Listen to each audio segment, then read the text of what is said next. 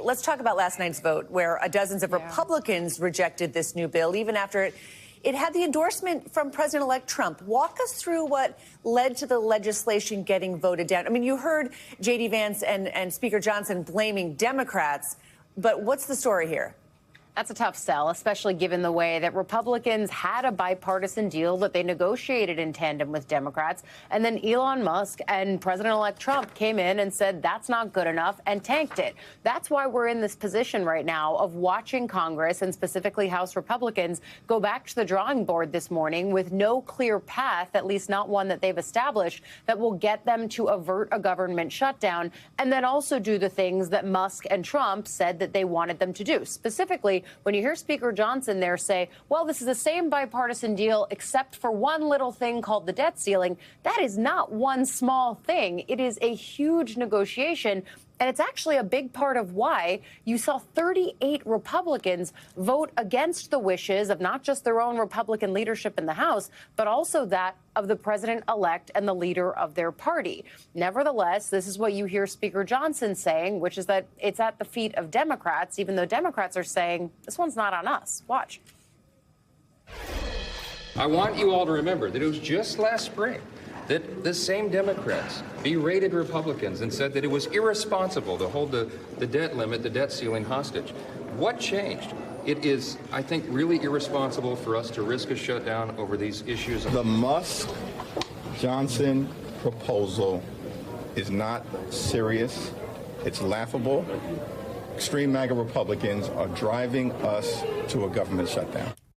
And part of the reason that Democrats are holding this hard line, at least at this point, is because they feel like they negotiated with Republicans and with Mike Johnson in good faith. It's usually the case that funding deals like these have to be done in bipartisan fashion because there's always a pretty sizable cluster of conservative Republicans that will never vote for legislation that just simply continues to fund the government. That's why Republicans look to Democrats, especially with the margins as they are. But if Democrats are now finding that the Republicans they're negotiating with aren't good faith negotiators, they're pulling back from the table. And that's why you see the posture now as it is, which is Democrats saying, you break it, you buy it. Now you've got to fix it yourself. And that's where we end at this impasse where Republicans can't get themselves into a government funding situation on their own, but they also don't have a plan to include Democrats at this point. It's a very, very tricky one, and it leads to the prospect of a likely government shutdown for the holidays. And a big player in this is someone who is not in Congress. Elon Musk, he's going to join the Trump administration to try to cut government spending, right? He's heavily involved with what's happening on Capitol Hill. Talk to me about the influence he is having on these proceedings and on the president-elect. It looked as though the president-elect was endorsing an earlier version of a deal until Musk was tweeting against it. Yeah, and Christine, you know this because you've covered the so-called DOGE efforts in their early phases. It's an advisory committee. It's not an official government entity. And Musk is certainly far from someone who's been an elected member of this administration. Nevertheless, he's way out in front and arguably leading the charge on what the government funding effort should look like. So you're either in a situation where Trump was apprised of all of these negotiations, on board with the plan that the speaker brokered behind the scenes, and then ultimately got pressured into it by one of his closest allies to tank the deal, or Trump was not involved in these negotiations, got tuned in at the 11th hour, realized he didn't like what he was seeing, and then tanked the deal.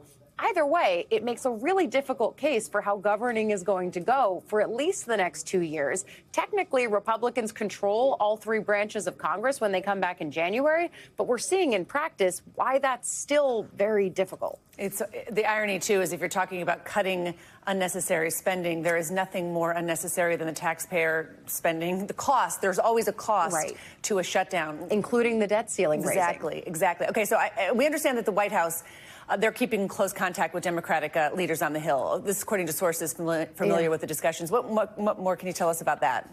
Of course they are. But at the same time, it is really striking that President Biden is the president and yet has not weighed in on where these negotiations are.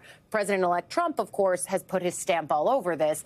And that's really why when you head into January, Trump is trying to set himself up for an easy glide path to doing the things that he wants to do when he actually gets into office in January. Raising the debt ceiling to him is part of that. It takes away a leverage point in negotiations with Democrats. Fine. That's certainly something I've heard in my conversations with sources.